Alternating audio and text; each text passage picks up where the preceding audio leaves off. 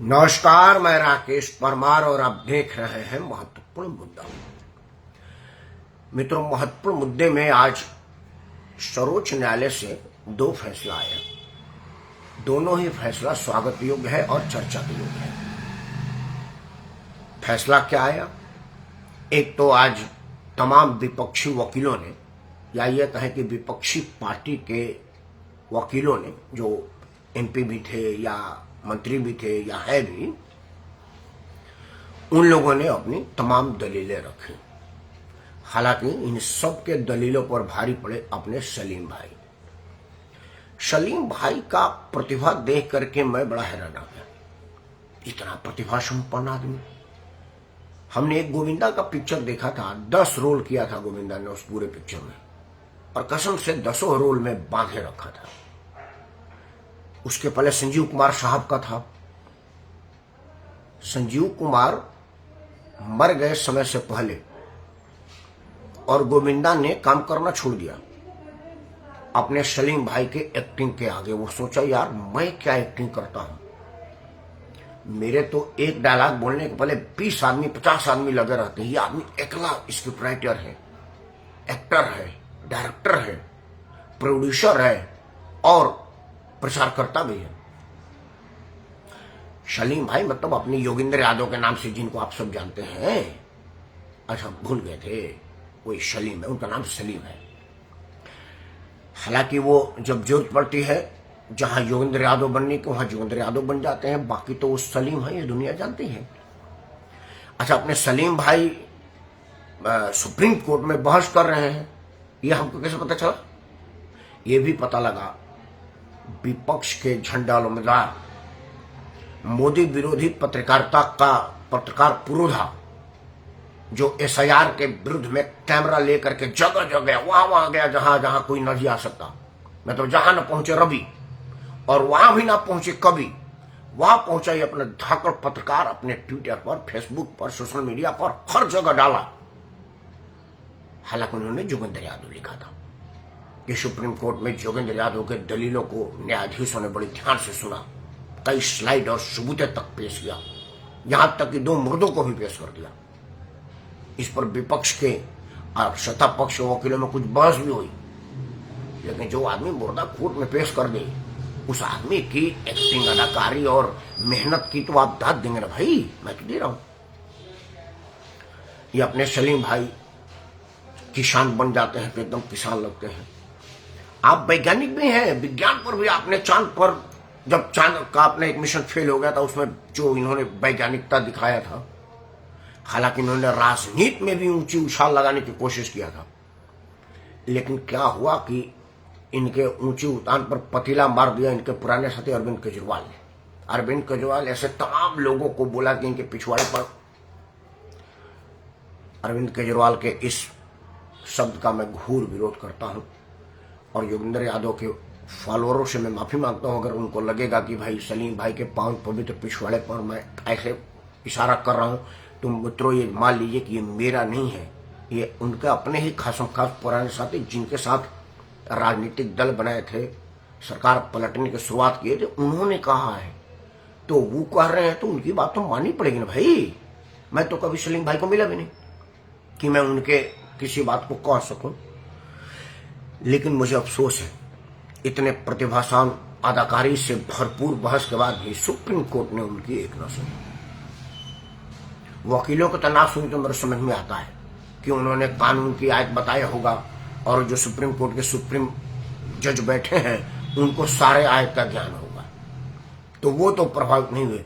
लेकिन अदाकारी से भी सुप्रीम कोर्ट वाले प्रभावित न हुए तो मुझे तो प्रभावित होना पड़ेगा सुप्रीम कोर्ट के न्यायाधीशों से। मतलब अभी आप में न्याय करने की क्षमता बाकी है। नहीं तो वो कुचिपुड़ी में, होली में रंग ना चलाएं, दिवाली में दिया ना जलाएं, पर मैं समझता था कि शायद आप लोगों को एक तरफा न्याय है। लेकिन अदाकारी से आप प्रभावित नहीं हुए हैं, बहस से भी नहीं हो रहे हैं, मतलब आप कहीं ना कहीं विवेक लगा देते हैं। आपको प्रणाम है। मित्रों, चुनाव आयोग का स्पेशल इंटेंसिव रिवीजन, जिनको एसआईआर के नाम से जानते हैं, मोटे भाषा में मतदाता पहचान कार्यक्रम के नाम से जानते हैं, वो अब अनवरत चलेगा। सुप्रीम कोर्ट से भी सुप्रीम फैसला आ गया। मतलब सुप्रीम कोर्ट के न्यायाधीशों ने उन सब ड्रामों को दरकिनार कर दिया जो still camera, movie camera, light के सामने एक्शन बोल करके किया गया था।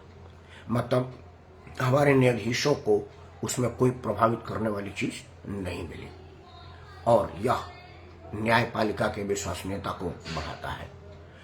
चुनाव पर ज्यादा विश्लेषण करके टाइम खराब न करेंगे, क्योंकि अब तो वो आएगा, आगे क्या क्या होगा देखेंगे। एक चीज और आज उसी सुप्रीम कोर्ट से आया। मित्रों, हमारे देश में न्यायाधीशों को पागल कहने का अधिकार नहीं है, उन पर ऑब्जेक्शन उठाने का अधिकार नहीं है, लेकिन उनके निर्णय को अविवेकपूर्ण और कानून के विरुद्ध कहने का अधिकार है और कहा जाता है, कहता जाएगा। तभी तो हम जिला कोर्ट के निर्णय को कहते हैं कि ये अविवेकपूर्ण या कानून के अनुसार गलत है, हम हाई कोर्ट में जाते हैं।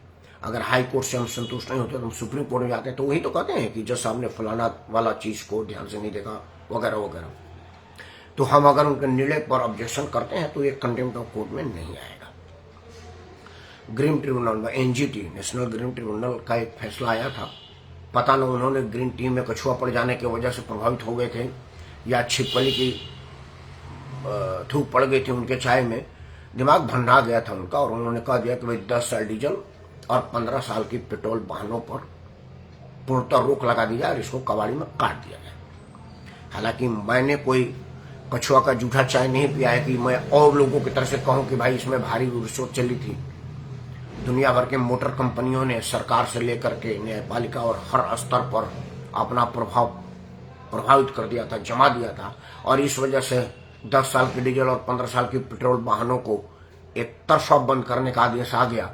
मोटर वाहन कंपनियों को ये उम्मीद होगा कि इससे 150 करोड़ के भारतवासी गाड़ी खरीदने पर मजबूर होंगे, क्योंकि जो एक बार गाड़ी खरीद लेता है, गाड़ी वाला हो जाता है, वो घर बेच कर भी गाड़ी लेता है।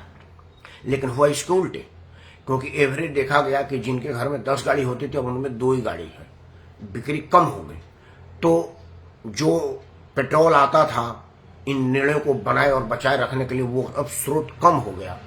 इसलिए एनजीटी पर भी न्यायालय ने एक फैसला दिया कि भाई 10 साल पुरानी डीजल और 15 साल पुरानी वाहन मालिकों पर कोई कड़ी कार्रवाई और आर्थिक दंड ना लगाया जाए।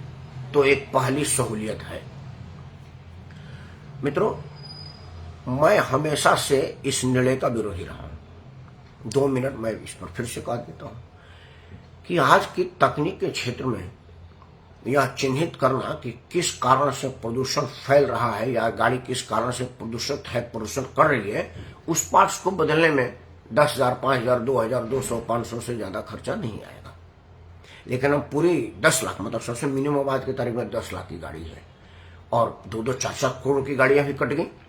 मैं 10 लाख से परेशान हूं, क्योंकि मेरे पास 10 से 15 लाख एवरेज की गाड़ी है। तो 10 लाख को सीधे कबाड़ में काट देना कहां तक उचित है?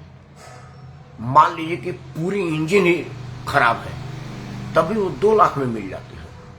8 लाख का तो वो सारा उसका तामझाम होता है, जिसमें आजीवन रोड टैक्स भी है। तो मतलब जो रोड टैक्स दिया हुआ भी पोल्यूशन हो गया, वो तो कट जाने के बाद में रोड टैक्स खत्म हो गया, क्योंकि प्राइवेट गाड़ियों में लाइफ टाइम रोड टैक्स जमा हुआ है।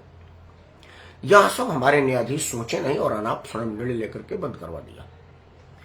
जबकि उनको यह कहना चाहिए था मोटर कंपनी वालों को बुला करके कि भाई अब बताओ कि पूरे कार में या वाहन में, गाड़ी में, बस में, ट्रक में, उसमें कौन सा ऐसा पार्ट्स है जो पोल्यूशन फैलाने का कारण बनता है।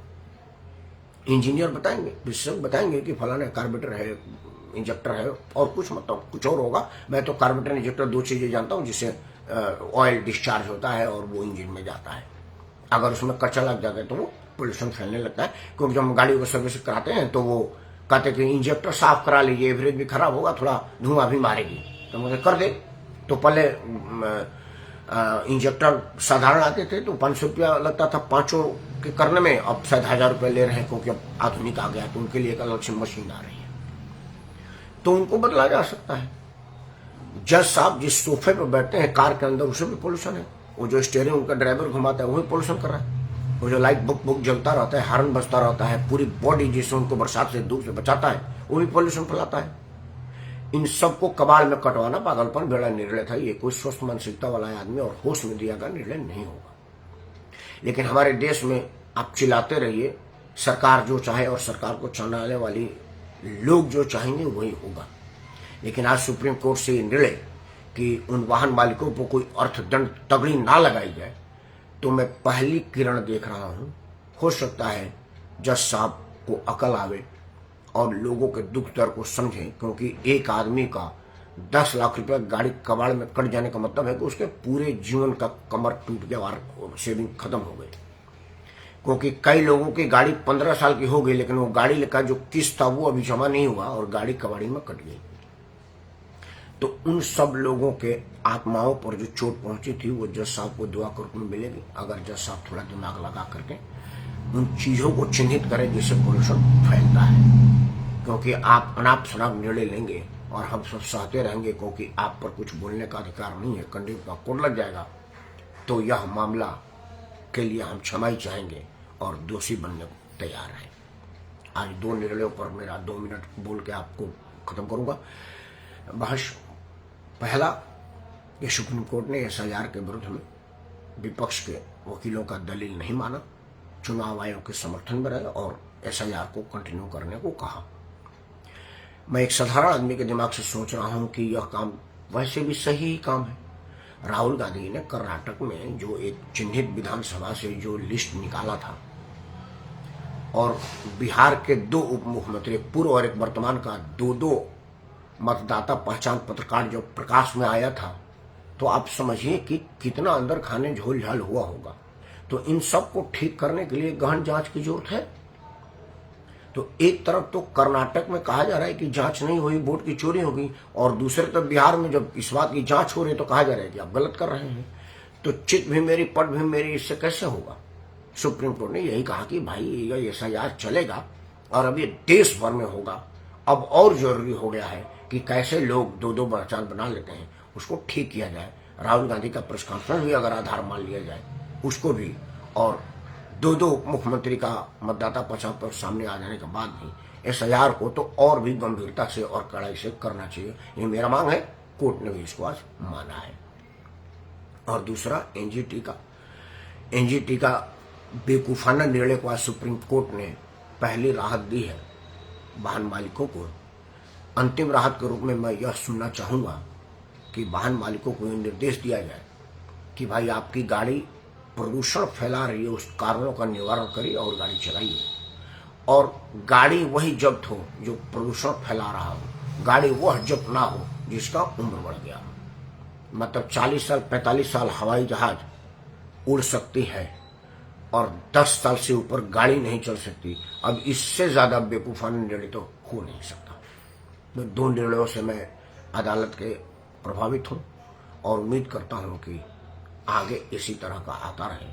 और आप पर जो इल्जाम है कि सरकार चाहे जिसकी हो, सिस्टम तो हमारी ठीक है और रहेगी, इसको बदल करके कही कि सरकार चाहे जिसकी हो, सिस्टम हमारे आम जन के हितों की है, थी और रहेगी भी। तभी आप सर्वोच्च है और आपकी सर्वोच्चता बनी रहेगी, कायम रहेगी और लोगों के दिलों में इज्जत पाएगी। आप दिलों में इज्जत पाए, दिलों में प्यार बनाए रखें, इसी उम्मीद, इसी मनोरंजन के साथ मैं राकेश परमार आप सबको साथ प्रणाम करता हूँ। जय हिंद, वंदे मातरम और भारत माता की जय।